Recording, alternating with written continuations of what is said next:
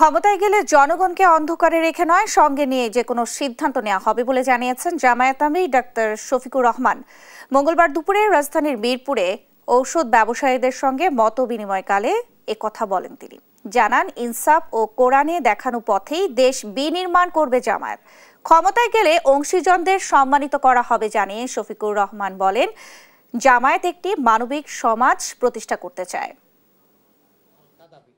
শুধু একটা সদিচ্ছা এই অধিকার ইসলাম দিয়েছে, এটা আর কেউ কাউকে জীবনে।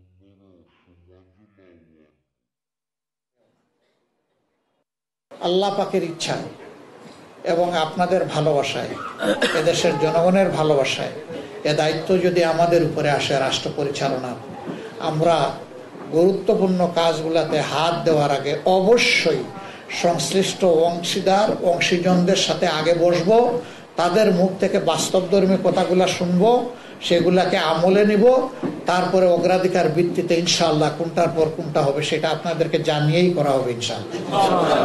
জনগণকে অন্ধকারে রেখে আমরা কিছুই করব না।